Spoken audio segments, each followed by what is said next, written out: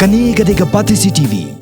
Ka Shnong Tyrna, kade ka Shnong kaburan sa kathan, sa rom soara, ha kathan riwar ka bahaba po ka Shela, Boholaganj, CNRD Block, jong ka East Castles District. Kalayo ya ka jing ito ka bakarpang na ka sarkar preng, kum kata ka Youth Model, Village and Employment Program.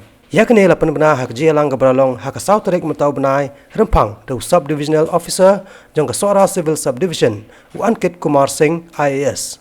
Hakani kejelang hakani kesingi laidan langru UMDC ka Shela constituency uba Tenwell Dekhar udkhat jong ka DYC NYK Shnong u Dr. Salam Singh u Sirdar ka Tyrna ilaka bat ki ba jong Shnong Tyrna pat ikani kejelang la perlong da ka Tyrna Youth Welfare and Development Society.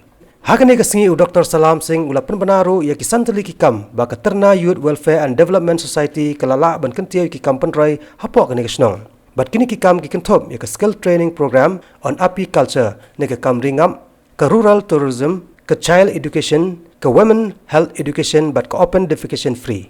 Kala ni ka baning kongtam hapo Meghalaya ni mas gau sorong ya kata ban declare ne bat penbena kum kata ka youth model village hapo Meghalaya kala ni ka baning kong hang ni Tyrna Henry uspa atli kum kini ong la penbena ka leng dari India Henry hapo Meghalaya dan nega sin ka baning kong bakadang nei umau jam baning kong semua baging le sikwe di jaka la le ning kong ning syap hang ni Tyrna deilang ba ka jing syakri ka jong kene ka society belajit ya ka kum kanong yalam lenti ha ka bede ya kene ka youth model village.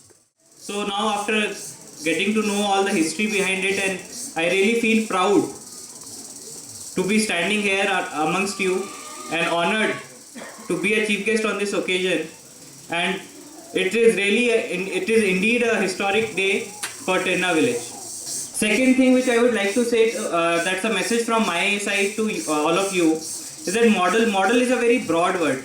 We are declaring it as a youth model village, but we should not restrict it to just youth. We should be model in all the aspects which are surrounding us. Just like Dr. Salam Singh sir said that we should focus on this entrepreneurship, we should focus on Swachh Bharat, we should focus on skill development, all those things. It should cover all those things.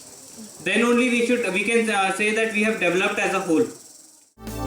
Kani gade ka Pati CCTV.